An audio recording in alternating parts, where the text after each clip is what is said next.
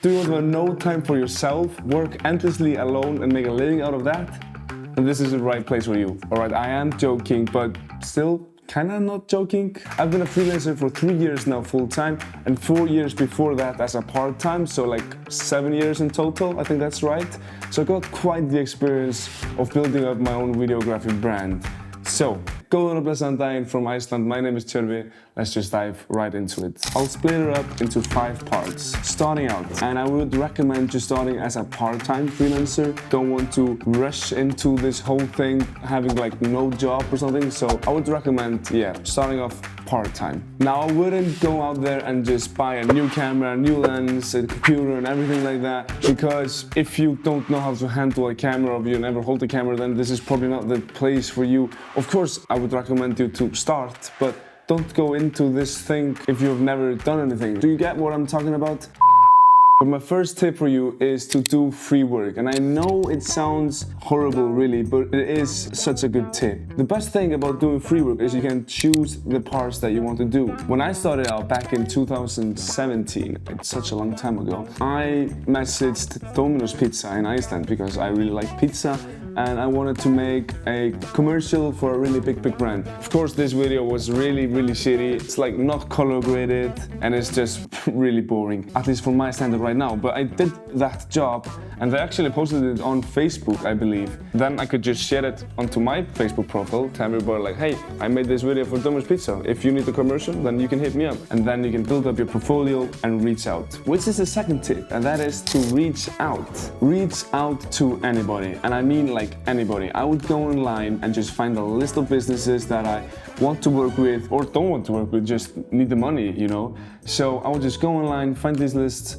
and just email everybody and tell them what service I provide. Like, okay, hi, I make videos and I take photos. Do you need anything like that? Sometimes they do answer, sometimes they want to call you or get a meeting, and that's really great because then you can connect face to face and really sell your services. I've been doing this trick once a year for like 7 years now. I've sent in the same businesses probably multiple times. I know it kind of sounds spammy, but like they get so many emails, so it doesn't really matter if you send once a year. Now, third part, say yes, even though it's not your favorite gig. But I know a guy that maybe has been struggling with getting gigs or sometimes in the past. I've heard that he's actually refusing to say yes to gigs. Like, I know it's maybe not the thing that you would want to do and it's not your desire or whatever, but getting gigs and getting paid work pays the bills, and it's eventually about that. Of course, maybe you don't want to do that for like 10 years, but like work is work. Right? Sometimes you get really fun,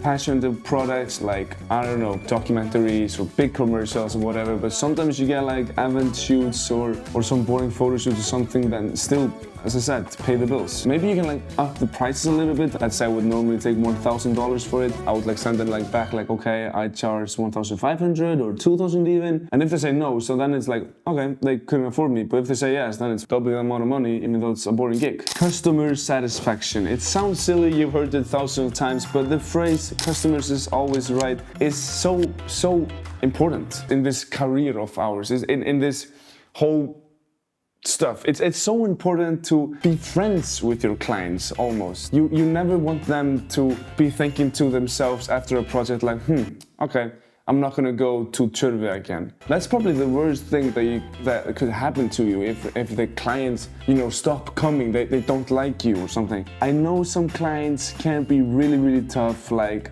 multiple revisions and changing the song, changing the song on an edit afterwards.